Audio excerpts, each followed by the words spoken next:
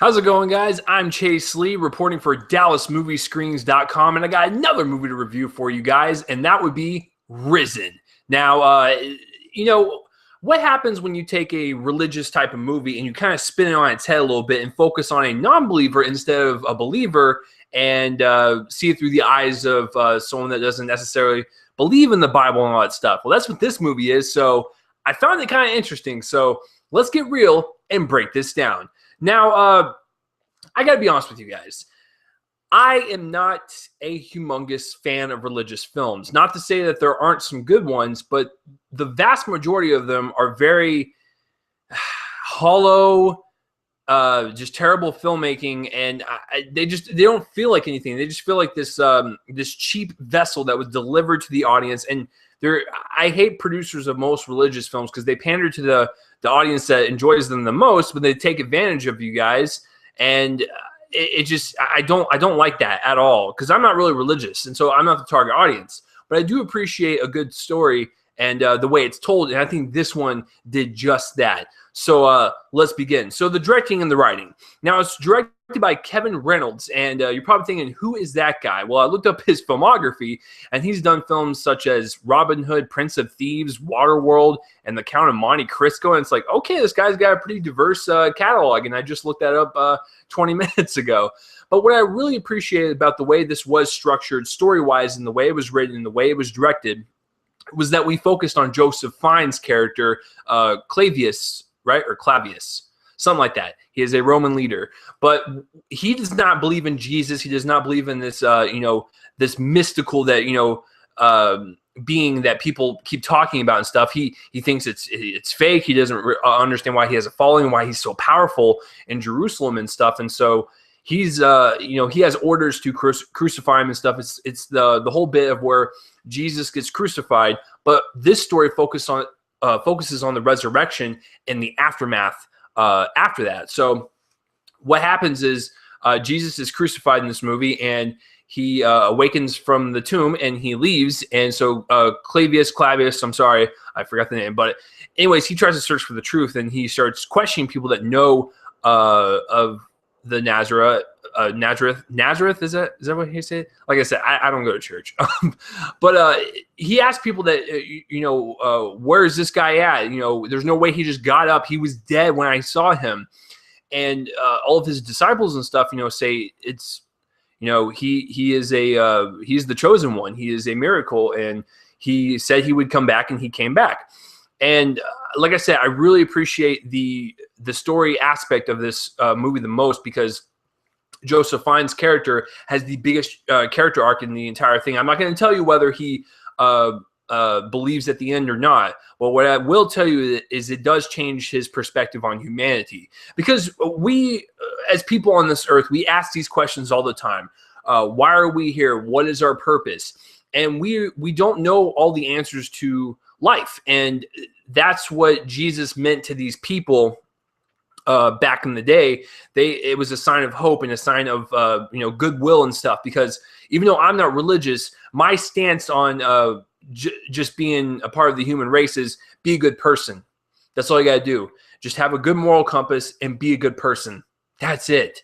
And that's what Jesus kind of embodied. And he really, told these disciples to spread the word. And Joseph Fiennes' character really kind of went through this transformation in the movie, and really just kind of witnessed this entire thing, took the back seat and just kind of witnessed everything as it unfolded. But I'm not going to spoil anything. Some of the cons, there were a couple of cheesy parts where I was like, not cheesy, but kind of like really corny or just kind of really over the top. I'm just like, I'm not really buying that. But I don't spoil anything, so I don't want to tell you guys. But there were a couple of aspects where I was like, that's stretching a little too much. But overall, it's a very entertaining movie. Acting wise, Joseph Fiennes is awesome. Like, he's really good in this. He is related to Ray Fiennes, who's the guy who played Voldemort, and that will tie in just a second. But Joseph Fiennes does a really good job. I really enjoyed just his performance overall. He's very entertaining. I loved his stance in the beginning of the movie and how it ended. It was a nice, just human arc. I really liked it. And he has really good facial acting in this movie too. There's a couple scenes, I'm not even joking, like The whole movie was good. It was entertaining throughout.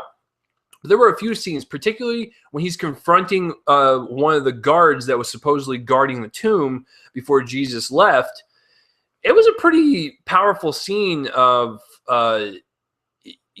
just believing in miracles and stuff. And I was like, oh, wow, that was some good acting. And throughout the movie, Joseph Fiennes has some really good facial acting. And I was actually really impressed by his performance.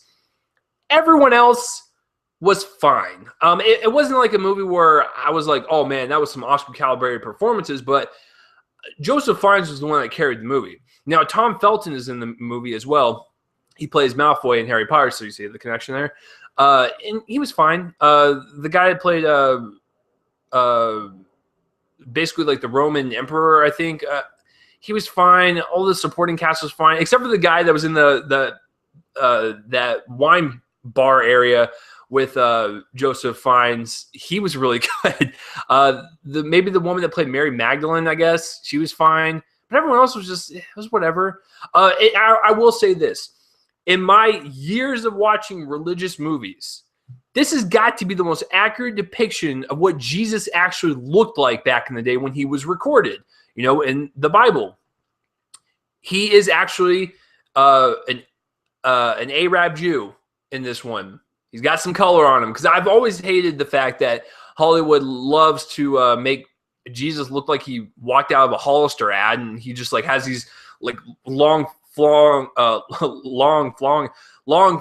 flowing hair, and he's just about as white as rice, and that's not what he was. Like, if you read the Bible, he was short, stocky, and he had some color on him. So I think this was the most accurate portrayal on what he visually looked like. And the guy that played Jesus, he was fine. He barely had any lines, actually. That's what I really liked about this story. It didn't focus on Jesus that much. It focused on this one guy and his journey,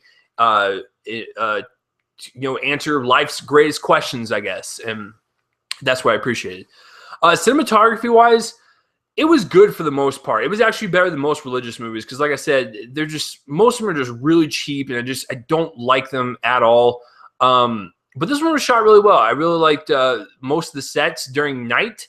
But what was really interesting was the sets during the day, when it was like super bright and it was like really white on the walls.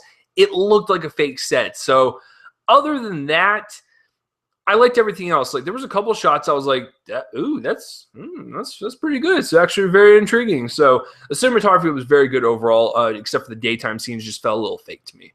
Editing-wise, the movie's about an hour and 50. I got to tell you, I've been exhausted these past few days. This movie flew by. I was entertained, and that's all I ask for out of movies in general. I just want to be entertained.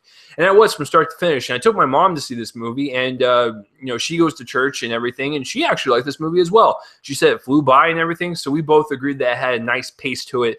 And it almost plays like a murder, not a murder, but a mystery suspense. That's what I meant. A mystery suspense kind of thriller almost. And I kind of enjoy it because, we just see this guy on this manhunt to try to go get Jesus that supposedly was either his body was kidnapped or, believing the stories of what people say when he walked out of the tomb. It was crazy. It was really good.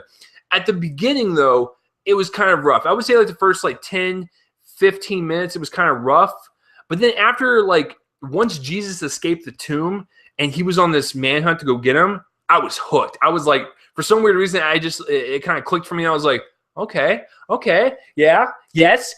So, yeah, it was a little rocky at first, but I did overall enjoy the pace because it was very entertaining, and I enjoyed watching Joseph Fiennes' character and his arc. So, listen, is this like the best movie in the world? No. Is this going to win any Oscars? No. However, in that theater, in that moment, when I was in there for an hour and 50 minutes, I can tell you that I was entertained. I enjoyed myself, and it's one of the better religious movies I've seen in quite some time. Because at this point last year, I saw Son of God. Didn't really care for that one. But I actually like this one way better than that one. And, I've liked movies like Noah and stuff. So I do like religious movies when they're done well, and when they're technically not cheap and crappy looking. So overall, I enjoyed Risen. The performance from Joseph Fiennes was really good, and there was a couple scenes of great acting, and it was just an overall intriguing story in a different perspective than what we've seen in recent religious movies. So I'm going to give Risen a B-. I think it's a pretty solid movie. If you're into these movies, if this movie's not for me, I'm probably never going to see it again. My mom wants to see it again, and she's, you know, very religious, and she goes to church and stuff. So that's kind of, you know, from my perspective and my mom's perspective, we both enjoyed it. So I think you can find entertainment value out of this. And if you're not into religious movies, you're probably not going to see this. But I think it's pretty funny that this movie's coming out the same weekend as the movie The Witch. So witchcraft versus religion. It's going to be fun. So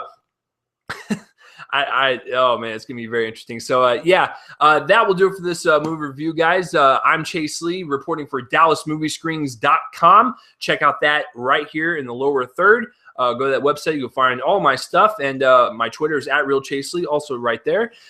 Yeah, so I'll see you guys next time for whatever I review next. I will see you guys later.